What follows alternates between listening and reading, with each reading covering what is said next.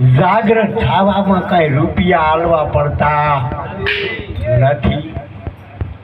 જાગ્રત એટલે આશીર્વાદ ચારા વાળા ની જાગ્યા ના કેવરાયા, એ તો ઉગારા છે, ઉગારા. ઉજાગરા એટલે ઉગારા. અને આ તમારું જાગરણ છે, જે પ્રભુ ભજન છે ને એ જાગરણ થાય. અને જાગરણ ની અંદર પોતાના આત્માનું અજવાળું થાય. અને પોતાનો આત્મા જો કદાચ જાગી જાય તો જખમારે કાળ જમદૂતા જમે આના કનાઈ કે એવી વાત નથી. પણ લાવા સાંકડી કઈ બીજા કોઈ આયા જો દીને ભાઈને આપણને બધાને એકાંતરિત બોલાયા પૂરે ભાઈને મળી લે એટલે આપણે બધા આયા ને કઈ એમને આવો. એટલે જે બોલાવે એને ઘરે જવરાય. તુલસીદાસ મહારાજે કીધું છે, રામાયણ ની અંદર લખ્યું છે કે આવ નહીં આદર ભાવ નહીં નહીં નેનો મને તુલસી કે એ ઘેર ના દે ભલે હોનાનો વરહે લે. હોનાનો વરહે તો કે એ દઈને શું કરો?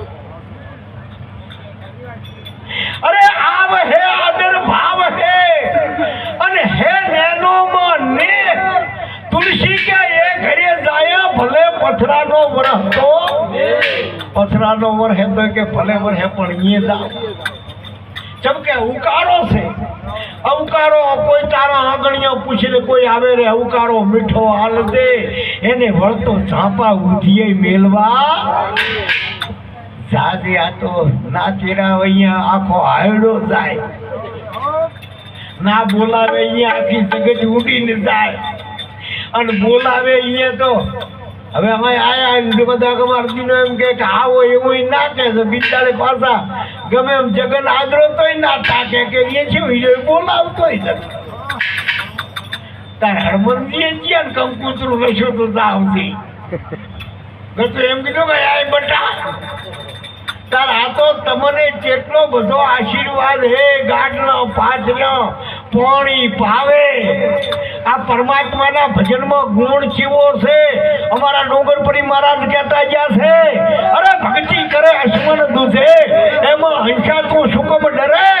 8 ખોટ 9 લાખ લક્ષ્મી સદાય તારા સંગમાં રમે જાય. કેટલો આશીર્વાદ મળ્યો! આ જો આશીર્વાદનો પ્રતાપ છે. ગાઢના પથરાવે, તમને પાણી પાવે, જેટલા વાના કરે અને ભોજને આલે આવજો ભાઈ આવજો. અને તાર ઓલા વિક્રમ ઠાકોર ને રમતા હોય તું કરતા ગઢના પસા હાલી ટિકિટ ઘટાડવાનું કેમ ઉભા ઉભા તો આ શું ભલું છે? પણ એના માટે અમારા સંતો કહેતા ગયા છે